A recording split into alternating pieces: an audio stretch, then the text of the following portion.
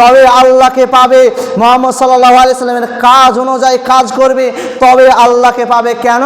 মুহাম্মদ সাল্লাল্লাহু আলাইহি সাল্লাম প্রায় 1500 বছর আগে আল্লাহকে উত্তম রূপে স্মরণ করেছিল, জিকির করেছিল, আল্লাহর মহত্ব গুণগান করেছিল মাহফিলে গিয়ে গিয়ে, মানুষের কাছে গিয়ে গিয়ে।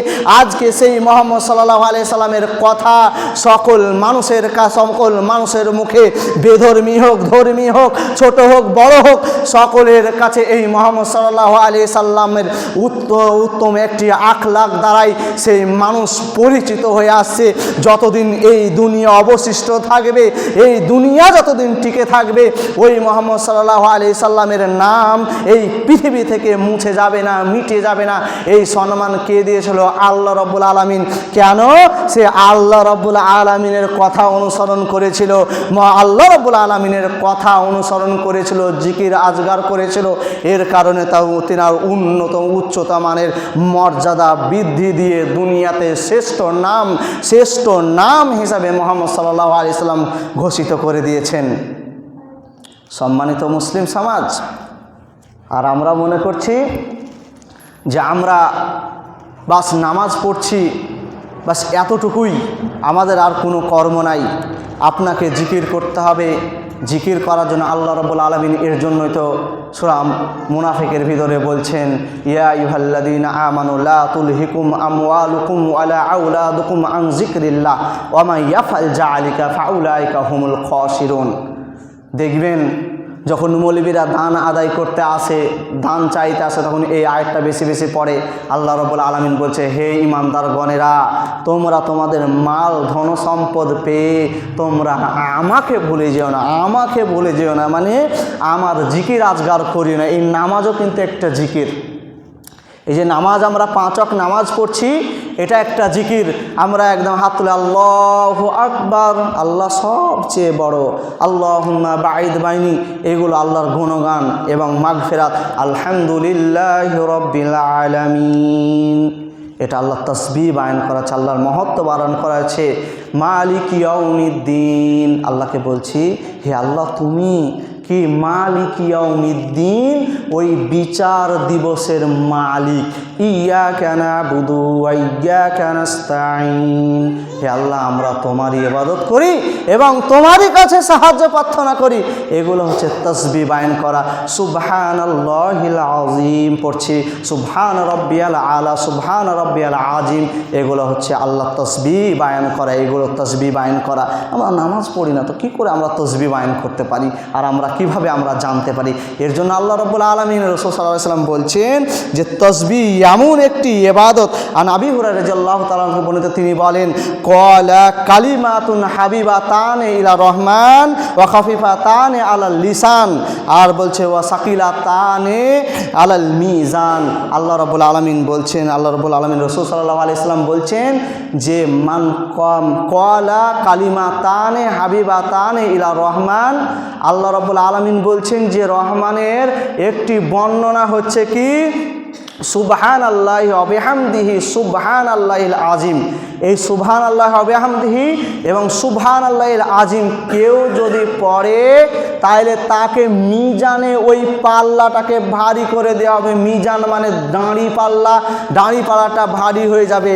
এর মর্মে আরেকটি হাদিসে আল্লাহ রাসূল সাল্লাল্লাহু আলাইহি ওয়াসাল্লাম আবি হুরায়রা থেকে বর্ণিত বলছেন, কেউ যদি দিনে 100 বার সুবহানাল্লাহি ওয়া বিহামদিহি সুবহানাল্লাহিল আযীম যদি দিনে 100 বার পড়ে, আল্লাহ রাব্বুল আলামিন তার পাপকে সমুদ্রের ফেনার ন্যায়, ফেনার চাইতে বেশি হলে সব আল্লাহ রাব্বুল আলামিন কি করে দেয়? ক্ষমা করে দেয়।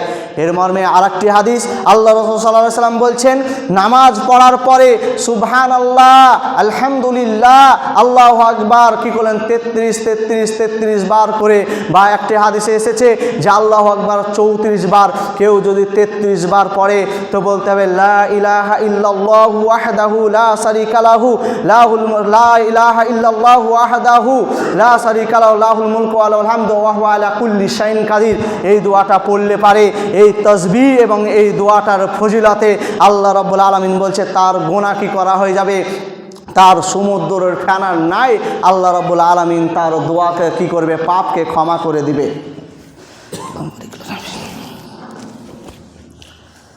আলহামদুলিল্লাহ রাব্বিল আলামিন ওয়া আকিবাতুল লিল মুত্তাকিন ওয়াসসালাতু ওয়াসসালামু আলা সাইয়্যিদিল মুরসালিন আম্মা বাদ আউযু বিল্লাহি মিনাশ শাইতানির রাজিম বিসমিল্লাহির রহমানির রহিম ইন্নামাল মুমিনুনা আল্লাযীনা ইযা যুকিরাল্লাহু ওয়াজিলাত কুলুবুহুম।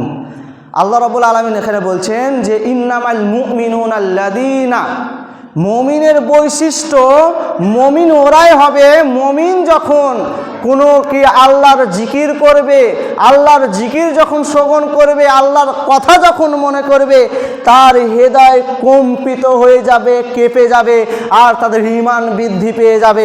কিন্তু আজকে আমরা কি করি না, আমরা জিকিরের দিকে আমরা ধাবিত হই না। আল্লাহ রাব্বুল আলামিন রাসূল সাল্লাল্লাহু আলাইহি সাল্লাম বলেছেন কি আজানের পরে আজানের দোয়া যদি পড়া হয় টুকি টুকি একদম অল্প নেকিতে আপনাকে জান্নাত যাওয়ার একদম সহজ পদ্ধতি আল্লাহ রাসূল সাল্লাল্লাহু আলাইহি সাল্লাম বলছে। আজান হয়ে গেল, আজানের জবাব দিল, মুয়াজ্জিন আল্লাহু আকবার বলল, আল্লাহু আকবারের সঙ্গে মুয়াজ্জিনের সঙ্গে কি বলল, মানুষ আল্লাহু আকবার বলল, যে ব্যক্তি আল্লাহু আকবার বলল এবং আজান শেষ করার পরে আজানের দোয়া পাঠ করলো, আল্লাহ রাব্বুল আলামিন বলছে তার প্রতি জান্নাত ওয়াজিব হয়ে গেল। আল্লাহ রাব্বুল আলামিন বলছে ফরজ নামাজের পরে সালাম ফিরার পরে কেউ যদি আয়াতুল কুরসি পাঠ করে, আল্লাহ রাব্বুল আলামিন বলছে তার জান্নাত যাওয়া হতে কেউ রুখতে পারবে না, শুধু মৃত্যু ব্যতিরেকে। মৃত্যু ব্যতিরেকে মানে মৃত্যু হয়ে গেলে সে জান্নাতে প্রবেশ করবে। এটা কি বলছে, ফরজ নামাজের পরে। আজকে আমরা শুনে নিলাম যে আয়াতুল কুরসি পাঠ করলে পারে একদম কি জান্নাত ওয়াজিব আমাদের জন্য, কেউ আটকাতে পারবে না, শুধু মৃত্যু ব্যতিরেকে। আজকে থেকে শুধু আয়াতুল কুরসি পড়তে থাকলাম, চায়ের দোকানে, মদের আড্ডায়, জুয়ার আড্ডায় শুধু আয়াতুল কুরসি পড়তে থাকলাম। এই আয়াতুল কুরসি নয়, আপনাকে ফরজ নামাজ পড়ে সালাম ফিরার পরে তাসবিহ করে এই আয়াতুল কুরসি পাঠ করার পরে আপনি জান্নাতে যেতে পারবেন, নচেত নাই। আল্লাহ রাব্বুল আলামিন রাসূল সাল্লাল্লাহু আলাইহি সাল্লাম বলছেন কেউ যদি সালাম ফিরার পরে ফরজ নামাজের পরে যদি কি পরে আয়াতুল কুরসি পাঠ করে, তাহলে তার জান্নাত কি করবে না, জান্নাত যেতে কেউ আটকাতে পারবে না মৃত্যু ব্যতিরেকে। আরেকটি হাদিস বলে শেষ করে দেব।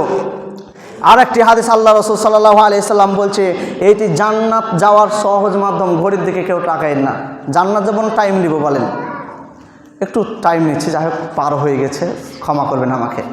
কিন্তু আল্লাহ রাসূল সাল্লাল্লাহু আলাইহি সাল্লাম বলছেন যে জান্নাত যাওয়ার সহজ উপায়, ইবাদত তো করবেন, ইবাদত করার পরে যে জান্নাত যাব, নামাজ পড়ে জান্নাত যাব, এর গ্যারান্টি কেউ পাবো না। আমরা নামাজ পড়ি, আমরা যেভাবে নামাজ পড়ি এর গ্যারান্টি আমরা কেউ দিতে পারবো না যে নামাজ পড়ে আমরা জান্নাতে যেতে পারবো। কিন্তু জান্নাতে যাওয়ার সহজ পদ্ধতি একদম অল্প আমলে, বলে অল্প টাকায় বড় কিছু অফার। এইটা হচ্ছে অল্প আমলে বড় কিছু অফার। আপনি বিছানায় শয়ন গ্রহণ করছেন, অর্থাৎ যখন সন্ধ্যা হয়ে গেছে, সন্ধ্যা হওয়ার পরে কেউ যদি কি বলে সাইদুল ইস্তেগফার, আল্লাহুম্মা আনতা রাব্বি লা ইলাহা ইল্লা আনতা খালাকতানি যদি কেউ পড়ে, সে যদি ওই রাত্রেবেলায় মৃত্যু হয়ে গেল, শুয়ে আছে বাস মৃত্যু হয়ে গেল, সকালের মুখ দেখতে পেল না, দিনের মুখ দেখতে পেল না, আল্লাহ রাব্বুল আলামিন তাকে জান্নাতে দিবে। এবং সকালে ফজরের নামাজ পড়ার পরে কেউ যদি আবারও লা ইলাহা ইল্লা আনতা সুবহানাকা যদি এই দোয়াটা সাইদুল ইস্তেগফার পড়ে, দিনের মধ্যে যদি সে মৃত্যুবরণ করে, আল্লাহ রাব্বুল আলামিন বলছে তার জন্য জান্নাত ওয়াজিব হয়ে যাবে। আর আজকে আমরা কি করছি, খেল তামাশা, দুনিয়ার মহায় ভালোবাসায় পড়ে আমরা টুকি টুকি আমলও করতে পারি না। এই যে সুবহানাল্লাহি ওয়া বিহামদিহি সুবহানাল্লাহিল আযীম, আমরা বসে আছি, বাড়িতে বসে আছি, বাস আঙুল গুনতে লাগলাম সুবহানাল্লাহি ওয়া বিহামদিহি সুবহানাল্লাহিল আযীম, সুবহানাল্লাহ, আলহামদুলিল্লাহ, আল্লাহু আকবার, এই তাসবিহগুলো আমরা করতে পারি না। আর আমরা নিজে জান্নাত আশা করি। আমরা কিভাবে জান্নাত আশা করি সম্মানিত মুসলিম সমাজ? তাহলে আজকে আমরা বুঝতে পারলাম তাসবিহ অর্থাৎ জিকির, এই জিকিরের ফজিলত এত গুরুত্ব, এত মাহাত্ম্য। আপনি সালাম ফিরলেন, সালাম ফেরার পরে আপনি জিকির করতে লাগেন, সালাম নামাজ পড়ার পরে জিকির করেন, রাস্তায় যাচ্ছেন জিকির করেন, আপনি বাসে ঘাটে যাচ্ছেন জিকির করেন। এই জিকিরের ফজিলত অনেক গুরুত্ব আল্লাহ রাব্বুল আলামিনের রাসূল এবং আল্লাহ রাব্বুল আলামিন বলেছে। সর্বশেষ আল্লাহ রাব্বুল আলামিনের কাছে দোয়া, হে রাব্বুল আলামিন, আমরা যেন কি করি, তোমার জিকির আজগার তোমাকে অনুসরণ করে, অনুধাবন করে আমরা এই পৃথিবীর মধ্যে যেন চলাফেরা করতে পারি। এবার এবং আমরা মৃত্যুকালে যেন তোমার জিকির শাহাদা পাঠ করে আমরা যেন মৃত্যুবরণ করতে পারি। হে রব্বুল আলামিন, আমাদের ভিতরে যারা অসুস্থ আছে হে রব্বুল আলামিন তুমি তাদেরকে সুস্থ করে দাও, এবং আমাদের ভিতরে যারা ঋণগ্রস্ত আছে তুমি তাদেরকে ঋণগ্রস্ত মুক্ত করো, ঋণ থেকে তুমি মুক্ত করো। এই বলে আমার বক্তব্য ইতি করছি। ওমা আলাইনা ইল্লাল বালাগ।